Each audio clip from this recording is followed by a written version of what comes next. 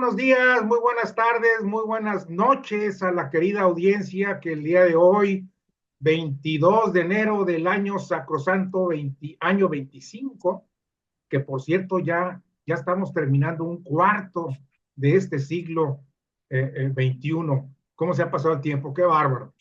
El día de hoy me da mucho gusto saludar a un buen amigo, a un paisano.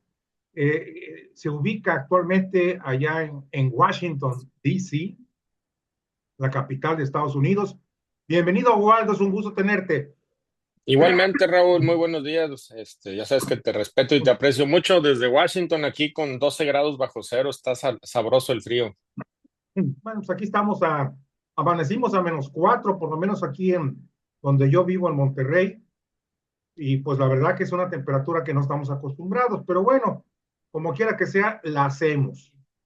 Oye, Waldo, tú que estás ahí cerca que estás prácticamente en el ombligo del mundo en este momento, por la toma de posesión de Trump y todos los acontecimientos que han estado sucediendo.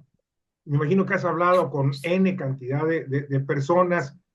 La primera pregunta que te haría yo es, ¿qué impresión o qué opinión tienes del discurso de Donald Trump? Así, a primera vuesta, a primera respuesta tuya. Es un discurso muy previsible, no dijo nada que no hubiera dicho ya antes. Hay una población norteamericana que está muy dividida. El día de ayer un amigo mío que llegó del aeropuerto de la comitiva que viene de senadores y legisladores, me platicaba que estaba una persona en el aeropuerto y iban saliendo unas personas pues, con sajones de norteamericanos de cepa, sajones, y que le decían a esta persona que estaba cargando muchas cajas que si ya se estaba yendo del país, es un asunto complejo. Era alguien que trabajaba para una cadena de televisión muy importante, les enseñó las cajas y ahí medio se hicieron de palabras, pero está muy polarizado y muy dividido la Unión Americana. Si bien es cierto, el presidente Donald Trump ganó con una mayoría importante, también es cierto que en el voto final, pues sigue siendo una diferencia menor para un país tan grande, ¿no? Claro, Yo esperaba lo que dijo en el discurso. Hay que matizar algunas cosas que dijo contra algunas cosas que salieron en el tema de los decretos. Por ejemplo, y hay ciertos comentarios pues en los cuales no hay que engancharse, pues si él le quiere cambiar el nombre de Golfo de México a Golfo de no, América, pues es un asunto sin fondo, no, eso, no, no lo cambia él, lo podrá poner en Estados Unidos, pero pues es un asunto de historia a nivel mundial, de geografía, son usos que ya quedaron por muchos años, entonces bueno, pues no hay que engancharse en eso. Me llamó la atención en la parte del discurso la designación de cárteles terroristas a los grupos delictivos de México. Y me llama la atención dos cosas. Una es el discurso que él da y la otra es el decreto como tal. El decreto es muy interesante, Raúl, e incluso se puede convertir en una herramienta importante para México, porque evidentemente es un asunto unilateral que se da en el territorio norteamericano. En el decreto no habla de la posibilidad de invasiones a México, cómo se ha venido manejando, etcétera. Pero fíjate, tú el día de hoy llega a través de un cártel de la droga a los Estados Unidos y la pone en San Diego. La pregunta es, ¿cómo esa droga termina en el estado de Washington? claro, ¿O cómo termina claro, en Nueva York? ¿O cómo termina en Nebraska? Me explico. Entonces, claro. hay dos cosas que me llaman la atención de este decreto. Una es que se le va a poder dar seguimiento violentando ciertos derechos secretos bancarios al dinero en los Estados Unidos. Y tú sabes que un grupo delictivo sin financiamiento, pues simple y sencillamente se muere, ¿no? Y la otra es, acuérdate que México presentó una demanda con el tema del armamento. Bueno, al catalogar como grupos delictivos a estos cárteles, las empresas constituidas en los Estados Unidos, muchas de ellas que apoyaron al presidente Trump con recursos de manera legal y lícita, porque en Estados Unidos es legal, pues van a estar ante la dinámica de que si le venden a grupos terroristas o se acredita, van a poder ser cuentas congeladas o incluso reconocidos como cómplices del terrorismo. Entonces, de entrada, lo que parecía algo muy complejo, pues puede convertirse en una gran herramienta para México. Luego vino la parte esta del género, pues que me parece que es un asunto retrógrada ahí en esa Totalmente. parte, no viene ni al caso mencionarlo, le está hablando a su electorado. Me preocupó mucho lo de las visas humanitarias que las cancela, me parece que, que Perdón, violenta, perdón, perdón, Waldo, si me permite nada más, sí, para cerrar el primer punto. Respecto a lo de eh, la traducción es designación de carteles mexicanos como grupos terroristas. La traducción correcta es calificación como grupos terroristas, es correcto.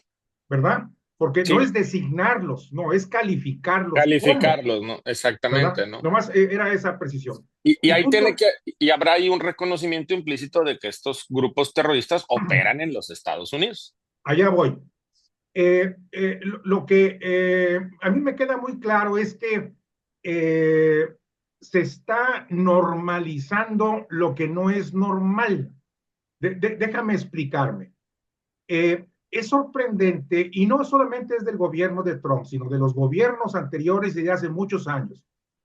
Norteamérica normalmente en su gobierno firma una gran cantidad de acuerdos a nivel internacional y algunos los apoya y otros no, pero están firmados. Cuando es algo que les conviene, ahí están apoyando. Cuando es algo que no les conviene, simple y sencillamente lo ignoran o lo desconocen, lo cual para mí es una doble moral por parte del gobierno americano. En el caso concreto, tú ya diste una pincelada ahí de que por qué el gobierno americano y sobre todo en el caso de los gobiernos municipales y estatales y agencias estatales y de otros niveles, ¿por qué no han atacado el tráfico de la droga en Estados Unidos? Y nada más se voltean y dicen la culpa la tiene México o Colombia o otro país. ¿Tú cómo interpretas esto? Para mí tiene una doble moral. Pues es el no reconocimiento a un problema interno. Ellos se presentan como la nación más poderosa del mundo y la nación más poderosa del mundo no puede reconocer que no puede controlar el trasiego interno de la droga. La nación más poderosa del mundo no puede reconocer que tiene un gran problema de seguridad interna. La nación más poderosa del mundo no quiere y no puede reconocer que los cárteles americanos, porque hay cárteles en Estados Unidos, ellos les llaman gangs, pandillas, ¿no? Pero finalmente, pues son cárteles. El nombre es lo de menos cuando el daño a la salud es evidente. Y por último, pues no quieren reconocer y no pueden, pues que tienen una población que lamentablemente está enferma por motivo de la droga. Y por otro lado, ya nomás para terminar con esto, la impresión que da con algunos analistas con los cuales yo he compartido esta información es que es la clásica estrategia de Trump, no ha variado en nada. Él pone en la mesa primero la amenaza y después vamos a negociar. O sea, yo creo que este decreto y otros decretos más que afectan a México son para presionar. ¿Tú qué lectura le das? Fíjate que en esa parte yo estoy tratando de ser muy conservador. Me parece que sí sería un tanto arriesgado pensar que es el mismo presidente Trump del primer mandato. Hay cosas que han cambiado. Si tú te das cuenta, Raúl, cambió a todo su equipo. Ya no está Steve Sí, Bannon, ya no está el sí. fiscal, etcétera. Entonces, y las personas que están cercanas a él son tan o más radicales que él en su pensamiento. Lo segundo es que estamos ante un presidente que no tiene nada que perder. Es un segundo mandato. Él no se va a poder reelegir y al final de cuentas eso lo pone en una condición de que las decisiones que él tome pues son decisiones unilaterales pensando en lo que él considera que debe ser el curso de su país. Si a eso le sumas que el Partido Republicano no es una estructura monolítica que acompaña a un presidente, él tendrá cerca, según nuestro cálculo, del 30 al 35% de los congresistas republicanos que están ahí. Por eso incluso está emitiendo una serie de decretos. No quiere, no está pensando estar batallando con el poder legislativo y está emitiendo decretos. Y por último, no tiene dinastía. O sea, no son los Clinton, no son los Obama, no son los Bush. Entonces yo veo primero que hay que ser muy responsables y ser muy conservadores ante un presidente que no tiene nada que perder en esta dinámica. Sí, evidentemente, pues está este asunto de lo que ya conocemos, aumenta la negociación para bajar, etcétera, pero no debemos confiarnos ni desestimar los discursos que él está haciendo, ni los comentarios que él está haciendo. Se salió ya, que es un asunto aberrante, del protocolo de París, de la Convención de París. Ya Estados Unidos regresa a los vehículos de combustión, ya no le importa el tema del medio ambiente y está diciendo esto cuando a California acaba de pasar una tragedia ambiental. Entonces, yo creo que ahí sí tenemos que ser muy mesurados, no confiarnos, ojalá y lo que pensamos en el fondo sea así, pero no hay que confiarse. Creo que la presidenta Claudia Sheinbaum lo ha manejado de manera impecable, sin apresurarse. Mira lo que le pasó a Trudeau, una gran cantidad de personas que se dedican a la opinión en México, muy respetados ellos. Cuando se aparece Trudeau en Mar-a-Lago, criticaron la inacción del gobierno mexicano y 2 días después mira todo lo que sucedió. Entonces me parece que hay que ser muy prudentes. Nosotros, nuestro trabajo aquí en Washington, venimos al Woodrow Wilson, pero también ha sido tener única y exclusivamente conversaciones con homólogos. Nada que ver al Departamento de Estado, eso le toca al Poder Ejecutivo. Nosotros tenemos que generar una red de homólogos interparlamentarios que estén a favor del TEMEC. Y en esa parte, pues hay estados claves como Texas, Arizona, California, que tenemos detectados donde es muy importante para ellos el TEMEC porque su economía se ha fortalecido enviando productos a México y entonces estamos trabajando en esa línea. Eh, ahorita regresamos a lo del TMEC y a lo de los aranceles, nada más para tocar el tema de los migrantes, porque tú hablabas hace un momento, perdón, un paréntesis, también ya se salió de la Organización Mundial de la Salud. También es cierto, perdón, se me había ¿Eh? pasado. No, no, Sí, no, claro. y para ese tema también para mí es muy importante por la cuestión de epidemias que han estado circulando por todo el planeta, ¿verdad? Bueno, Pero bueno, Raúl, disculpa que te interrumpa. No estoy tan seguro de lo que te voy a decir, pero creo que no sé si su secretario de salud o uno de los secretarios de las organizaciones de salud más importantes de Estados Unidos es antivacunas. sí, así es, No así recuerdo es. el nombre de él. Entonces, estamos ante una visión diferente de país. Hay que respetar, ¿verdad? Cada quien piensa diferente, Sí, pero que no va contra, digamos, la ciencia o lo que nos dice la ciencia actualmente. ayer entrevisté a Salomón Chertoriski, que tú lo conoces, Gran eh, tipo, por cierto. que es un experto, es un político, pero como dice él, antes de ser político, soy médico, Ujú. Un ¿verdad? científico político. Científico político. Y él decía, y esa definición me gustó mucho, dice, el hecho de que no se atienda cuidadosamente el tema de las pandemias cruzan fronteras sin necesidad de visa. Es correcto. Sí, sencillamente la cruza, entonces hay que cuidarnos todos, no podemos aislarnos. Pero bueno, volviendo al tema de las visas, ciertamente ayer canceló todas las visas especiales o de refugiados, etcétera, etcétera. Y además, ¿cómo se llama? El CP1, ¿verdad? Si mal no me acuerdo, Sí, fue el que se canceló canceló. también. Y otros más. Eh, Leí por ahí una nota tuya en la que tú apoyabas la decisión de la política pública de la presidenta Sheinbaum de los abrazos, no, Es México te abraza. El Ibas a programa decir otra México te frase. abraza. Esa no es, No, es no, no, México te es otro abraza. rollo. Oye, es que inconscientemente me traicionó. Muy bien, México te abraza. Ya leí tu declaración, la entiendo perfectamente bien, pero aquí estamos hablando de un problema de cantidad de gente. Claro, En primer lugar vamos a ver si se ejecuta y cómo se ejecuta. Yo creo, estimo que al principio, en los primeros meses, va a ser un volumen muy importante y a lo mejor después va a irse reduciendo. Eso es lo que yo creo, espero que así sea. Entonces, este volumen representa cantidades que son realmente, que no están en los planes de nuestro país para poder atender en forma eficiente y exitosa. Trump habla de repatriar o de expulsar de Estados Unidos a 4 millones de gentes. Lo dudo, porque no creo que tenga ni siquiera la capacidad para hacerlo. Pero vamos a suponer que es un millón de personas, ¿verdad?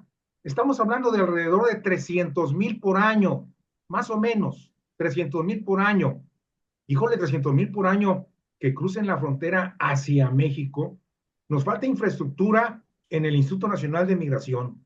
Nos falta infraestructura en todos los centros de salud de la frontera. Nos falta infraestructura en atención social a toda esta gente. Nos falta también la generación de empleos para esta gente y muchísimas cosas más. ¿Tú qué opinas? Es un análisis así muy breve, pero ese es el temor que yo tengo. Sí, mira, ayer hay que decir, ya se puede decir, antes no se podía decir, que ante la previsión de lo que iba a pasar en la toma de protesta, ya había habido reuniones entre la secretaria de Gobernación, gobernadores fronterizos e incluso algunos legisladores federales. Yo ya tenía conocimiento de la posibilidad de que sucediera esto que dijo el presidente Trump. Si bien es cierto, no conocía cómo se iba a llamar el programa, sí sabía que era un programa que estaba vertebrado en cuatro cosas. Primero, pues preparar albergues para recibir a los hermanas y hermanos migrantes. Segundo, ver la manera de rápidamente colocarlos en una parte productiva, por eso participa la iniciativa privada. Tercero, la posibilidad de que lleguen y reciban una cantidad de dinero. Y cuarto, pues que tengan los servicios de salud pública porque van a llegar sin derecho a ellos. Entonces, me parece que es un programa muy atinado que evidentemente, pues el programa, el punto de quiebre es la saturación o posible saturación si el envío es masivo. Coincido contigo, de nueva cuenta, no se trata de decir, no, hombre, no va a pasar nada, pero también materialmente es imposible estar deportando diariamente una cantidad superior a tal vez en toda la franja fronteriza de 10,000 a 15,000 personas. Y se me hace mucho, ¿eh? O sea, porque también muchos de ellos participan activamente en la economía de los Estados Unidos. Entonces, creo que sí va a haber un incremento de deportaciones, evidentemente, pero no espero yo estas crisis humanitarias, porque sería una crisis humanitaria que en un día te pongan en la frontera 100,000 personas. Esa es la verdad. Claro. No, no veo ese escenario, pero afortunadamente México ya en la frontera norte está preparado. Nuevo León, increíblemente, que aunque tiene una frontera muy pequeña, y no tiene tanto impacto de migrantes, sí tiene un historial de migrantes. A Nuevo León se vienen a vivir entre 60 y 90,000 personas anualmente, hermanas y hermanos mexicanos Sí. que toman esta ciudad porque hay oportunidades. Pues si tú sales el fin de semana, vas a encontrar que ya hay puestos de comida oaxaqueña, ya están muy integrados con nosotros, los hermanos de Chiapas, etcétera. Entonces, creo que estamos preparados de saque para esto. Habrá que ver si efectivamente esta amenaza se da de manera continua, porque también hay que señalar algo. Muchos estados también están impugnando este decreto porque lo consideran violatorio, porque acuérdate que hay muchas personas en los Estados Unidos que les llaman ciudades, ay, ahorita se me fue el nombre, Sí. pero ciudades protegidas o algo así tienen ahí, ¿no? Entonces también la maquinaria del poder judicial y de los estados, sobre todo los demócratas, va a estar ahí, aunque también hay legisladores republicanos, por ejemplo, los del norte, pegados a la costa este de Estados Unidos, que no están de acuerdo con la medida porque les pega en su electorado. Inclusive en Texas también les pega en su electorado. Entonces, son medidas que se van a tener que ir acomodando poco a poco. Haciendo un cálculo así rápidamente, Waldo, la presidenta Sheinbaum habló de un apoyo económico de 2,000 pesos por migrante. Eh, si son 100,000, me estoy yendo a una cantidad de lo más razonable. Estamos hablando de 200,000 millones de pesos. O sea, es una cantidad. ¿Hay alguna partida para ello o se va a sacar de algún Sí, lado? mira, en el presupuesto federal, que es de 7 billones, pues 200,000 millones no llegan ni al 1%. O sea, sí hay manera de sacar dinero para este asunto. Evidentemente, no puedes estarlo sacando mensualmente o semanalmente, pero no es tanto dinero para el presupuesto total. Entonces sí hay manera de estar preparados para eso. Tendrá que ver mucho con cómo aumenta la cantidad de deportados si es que se da este envío masivo a México.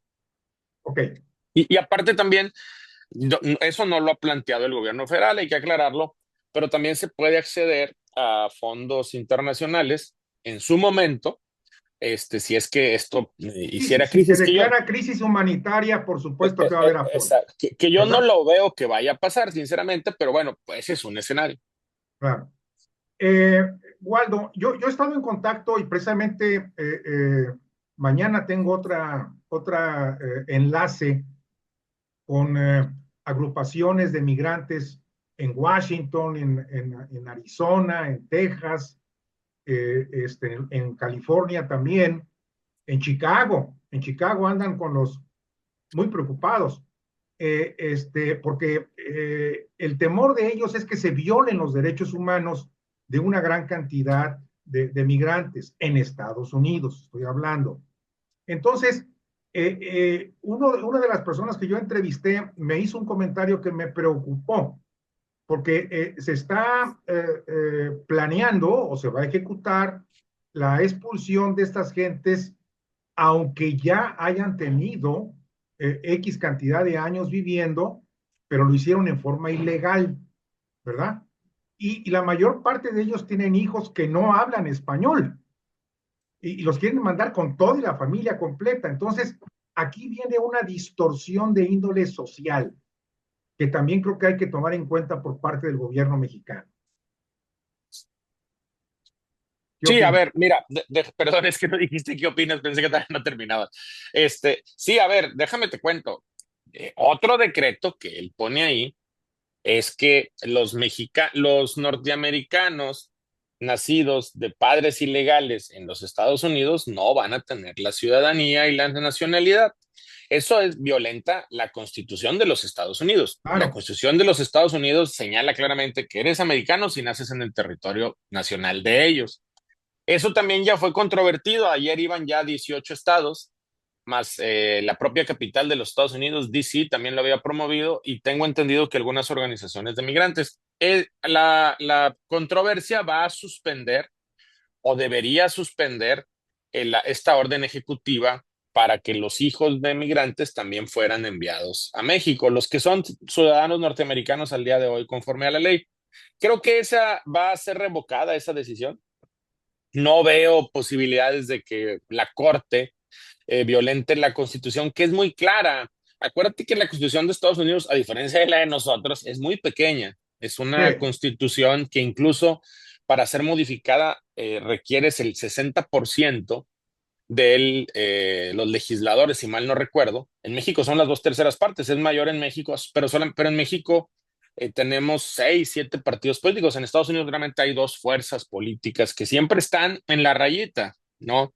En disputa. Entonces, veo poco probable que esta orden ejecutiva vaya a entrar en vigor. No veo la deportación de estos, no recuerdo el mote de cómo le llaman a estos jóvenes norteamericanos de origen hispano, pero no los veo a ellos siendo deportados porque creo que las controversias que se están presentando van a suspender de momento este decreto. Y el decreto puede tardar toda esta controversia los 4 años del presidente sí. Trump para que se resuelva, ¿no? Entonces yo creo que ahí no veo este escenario. Sí veo complicado el escenario de los padres que no tienen papeles y que sobre todo ahí puede pasar algo.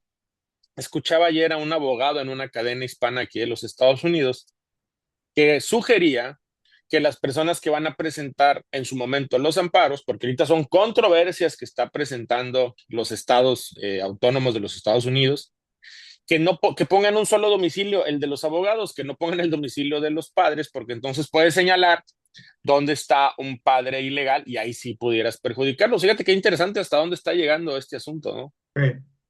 Allá en Estados Unidos no se llaman amparos, se llaman habeas corpus. Es correcto.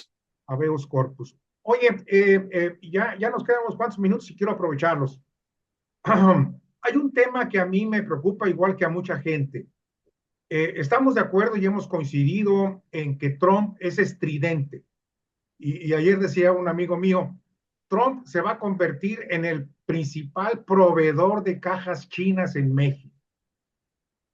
simplemente para distraernos, simplemente para desubicarnos y simplemente para preocuparnos de muchas cosas que son importantes, pero no son de fondo.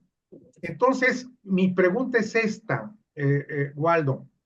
El gobierno de Claudia Sheinbaum tiene la obligación de atender todas estas necesidades. ¿Por qué? Porque a final de cuentas son paisanos nuestros, tienen sus raíces mexicanas y sobre todo se están violando sus derechos humanos, que creo que es un principio que acredita la atención a estas personas.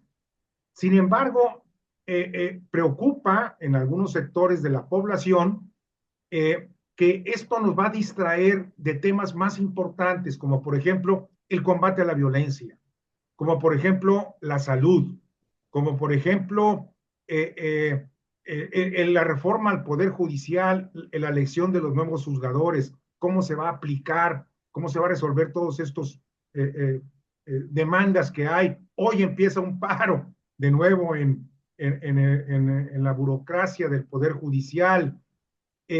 Entonces, la pregunta concreta es esta. Eh, ¿Tú estarías de acuerdo en que recomendarle a la presidenta que atienda esas necesidades de los migrantes, de los carteles, etcétera, pero que no se distraiga de los otros temas que son fundamentales, porque son problemas estructurales de nuestro país y hay que atender? Y esto me permite terminar con una frase. Tenemos que empezar a construir el sueño mexicano y olvidarnos del sueño americano. Y el sueño mexicano se debe construir resolviendo los problemas de infraestructura que actualmente tenemos. ¿Tú qué opinas?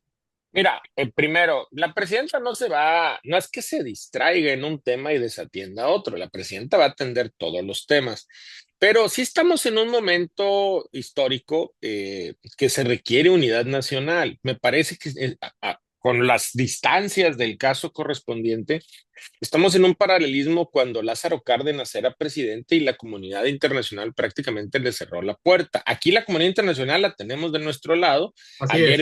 Ayer vi una declaración en el Parlamento Europeo de una española que hace una descripción exacta de cómo los países del mundo han ido perdiendo vigencia y calidad moral porque han ido permitiendo que ciertas fuerzas en otros lugares sucedan cosas indebidas. Las oligarquías empresariales de Europa, pero también las de Estados Unidos. Lo que acaba de pasar con TikTok, ya dijo el presidente Trump que si la compra Elon Musk, que está en su gabinete en un evidente conflicto de interés, se van a poder quedar a operar. Entonces, hay que tomarse muy en serio estos comentarios que hace el presidente Trump sin entrar en pánico, pero es el presidente de la nación más poderosa del mundo.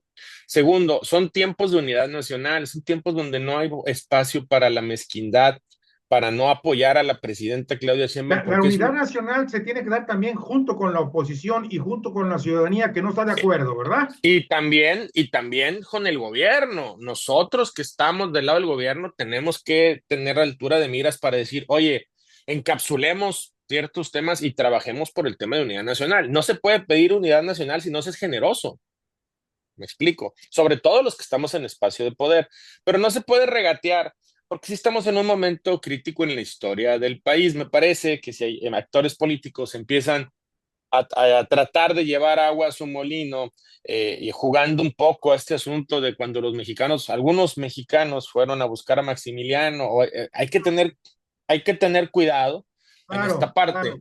Si es un momentos de unidad, creo que la presidenta, no creo, va a estar concentrada en todos los temas, pero yo sí haría un llamado a la clase política del país, la de Nuevo León particularmente, porque yo estoy en Nuevo León, de apoyar a la presidenta en estos momentos, porque aunque seas solamente un discurso, Raúl, si estamos ante la presencia de una agresión a mexicanas y mexicanos en Estados Unidos, a nuestro propio país, a nuestra propia nación, a otras naciones del mundo, y aunque sea una agresión verbal, agresiones, entonces creo que sí tenemos que ser muy cautos y generar unidad y también decirlo, los que estamos del lado o cargando un proyecto de nación, también tenemos que ser generosos con la oposición para tratar de generar estas condiciones.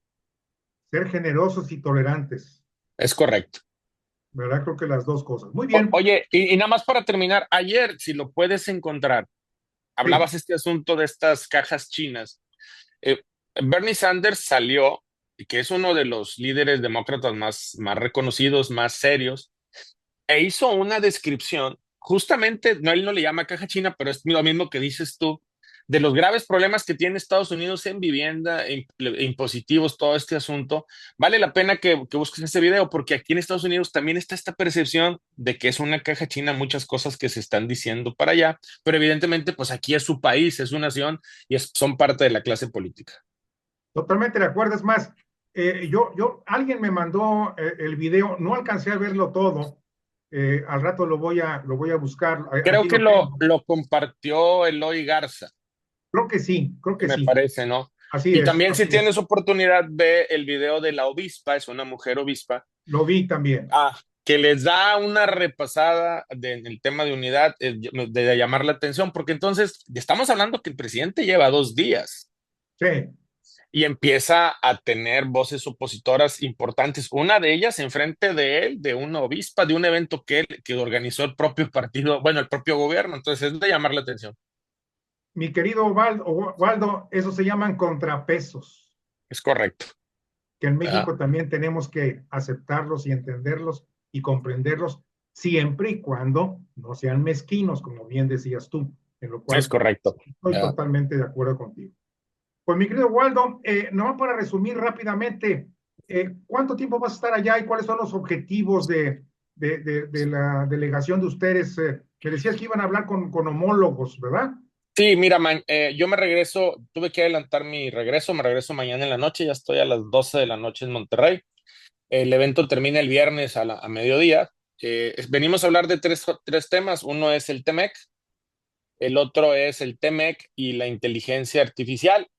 Hay un capítulo concreto en el TEMEC que Sí, habla del tema de software, de tecnología, donde estamos planteando una ley para los 3 países homologarla en el tema de inteligencia artificial. La inteligencia artificial es una maravilla, pero también se puede convertir en una pesadilla, ¿no? claro. Entonces, esa es la segunda etapa de eso. Y la tercera es, pues, generar interrelación con senadores y congresistas de los 3 países que tengan, digamos, la misma visión de la importancia del TEMEC para las 3 naciones. ¿Crees que se acelere la negociación del TEC-MEC por todas estas presiones de Trump? Pues no me corresponde a mí señalarlo, pero en mi opinión ya estamos en el proceso de revisión, o sea, desde el momento que habla de aranceles, etcétera, pues él va a querer resolver este asunto lo antes posible y voltear a otros lados. Estados Unidos tiene muchos problemas internos, pero también tiene, como la policía del mundo que ellos en su momento, en los 80 se erigieron, tiene que resolver otros conflictos mucho más graves en otras latitudes, la guerra de Claro. Rusia, el tema de Israel, o sea, hay cosas ahí, entonces yo creo que él sí va a querer adelantar esta revisión. Pero al final de cuentas, a este hombre le encanta andar calentando fierros calientes y aventarlos para todos lados. Pero bueno, cada quien su forma de ser. Te mando un abrazo. Adelante, te escucho. Sí, y de llamar la atención, insisto, la parte del bloque europeo, ¿eh? Creo que Sí, también Europa va a sí, comportarse diferente a la vez pasada. así es. Te mando un abrazo, mi querido Waldo, que tengas un Abrazo, buen Raúl. regreso a casa y éxito en tus actividades allá en Washington. Gracias por el espacio, saludos a ti y a tu auditorio, Dios los bendiga. Muchas gracias, hasta luego.